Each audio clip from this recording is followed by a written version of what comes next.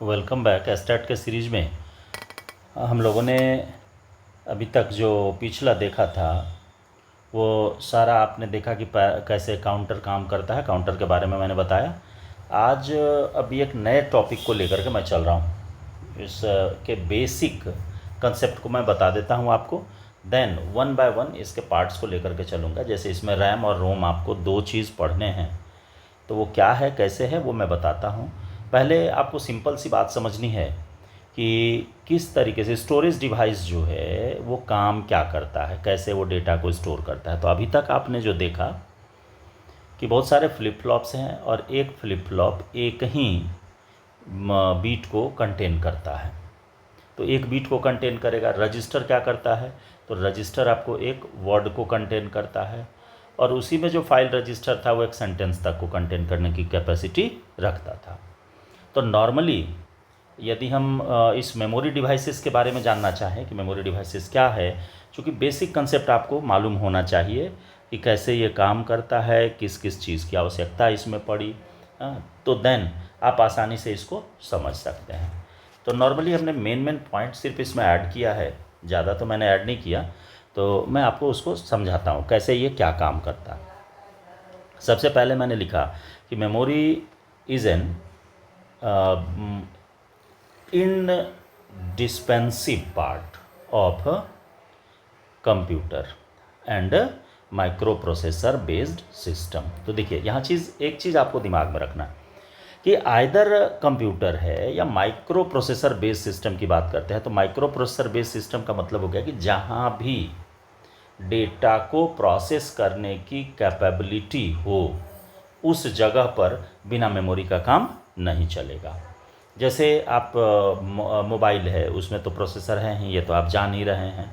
ATM आप देख रहे हैं, पेट्रोल पंप पर जाते हैं, पेट्रोल लेते हैं, आप सेट करते हैं प्राइस और उसी के अकॉर्डिंग पेट्रोल वो कैलकुलेट करके, यानी कि जहाँ भी कैलकुलेशन की बात होगी उस जगह पर आपको मेमोरी की बात होगी ही होगी।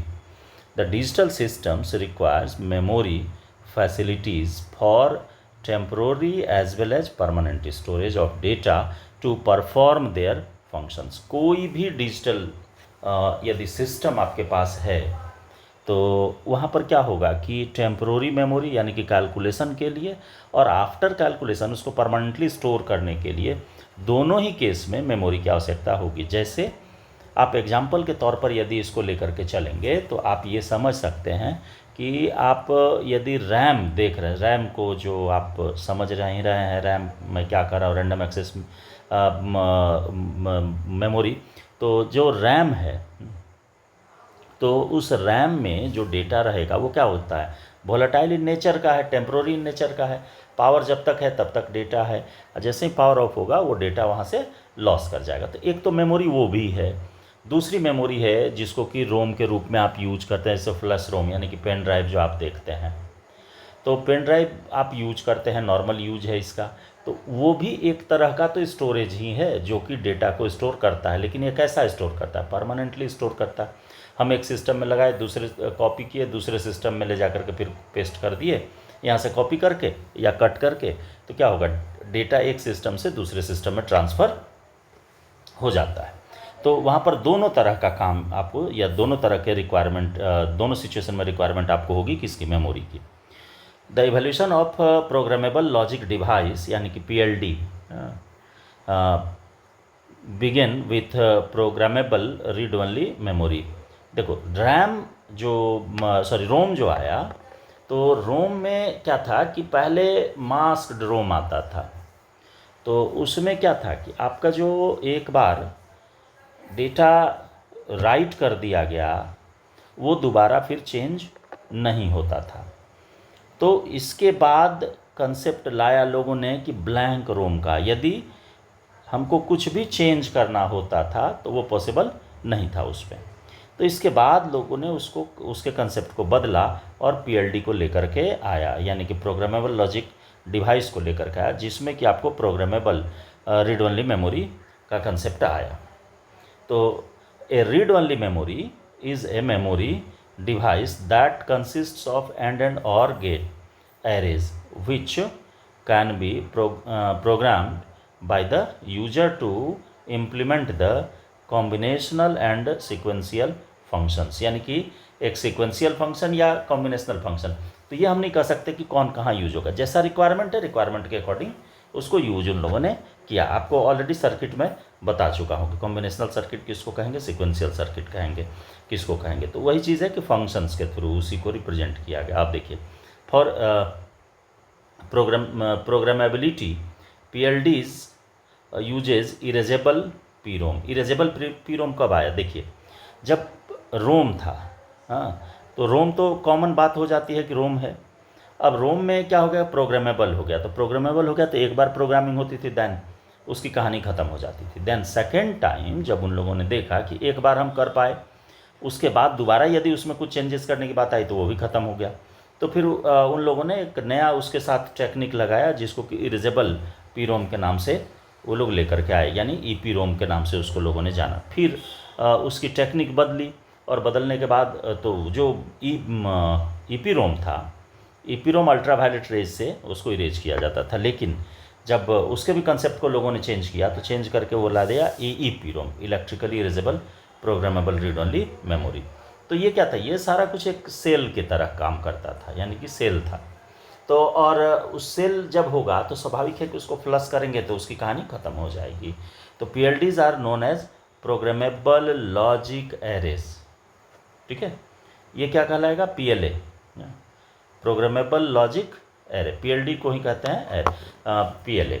तो ये क्यों कहा गया, एरे का मतलब क्या होता है कि जैसे देखिए एक लोकेशन माने एक आपका गेट है, तो अकेला गेट एक गेट की तरह काम करा, लेकिन जब उसी को बहुत सारे गेट्स को जोड़े, आप उसको भी छोड़ दीजिए, आप सिंपली फ्लिप फ्लॉप लेकर के आइए। फ्लिप फ्लॉप में आपको क्या बताया कि एक आपका जो बीट है वो स्टोर करेगा, लेकिन यहाँ पर यदि बहुत सारे फ्लिप फ्लॉप्स को एक साथ बाइंड कर दिया जाए तो वो एक सीक्वेंस का रूप ले लेगा। तो सीक्वेंस का रूप लेगा तो वही क्या कहलाता है, एरे कहलाता है। एक लगातार क्रम में बहुत सारे वैल्यू को जो स्टोर कर ले या उसको एक साथ जोड़ करके रखने का जो एक वे निकाला तो उसी को कह दिया PLA।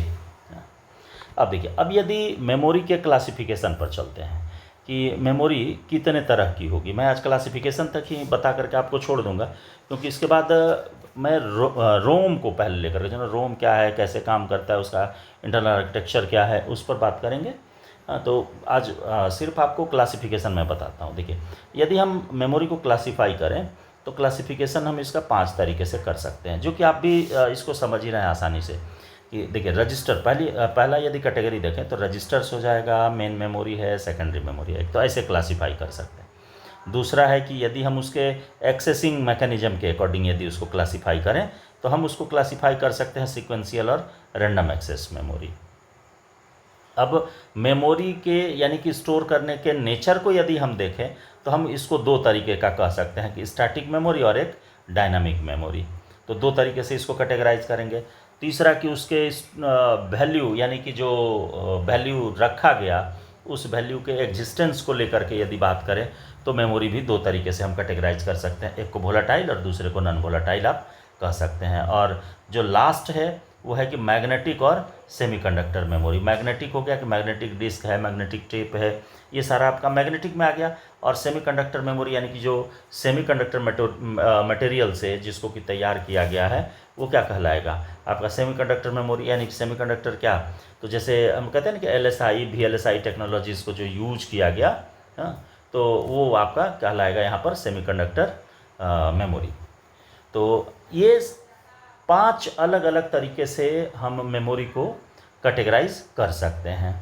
तो इसमें मेन जो मैं लेकर के चलूँगा वो लेकर के चलूँगा कि सबसे पहले कि रोम क्या है, रोम कैसे ऑर्गेनाइज है, रोम का इंटरनल आर्किटेक्चर क्या होता है, क्योंकि क्वेश्चंस उससे होता है रोम से कि कैसे, जैसे उसके किसी EPROM है, PROM है, उसके बीच से एक क्वेश्चन आपको निकाल देता है। ये चूँकि कॉमन क्वेश्चन होता है, हर एक तरह के कॉम्पिटिटिव एग्जामिनेशन में आपको उससे रिलेटेड क्वेश्चंस मिलेंगे।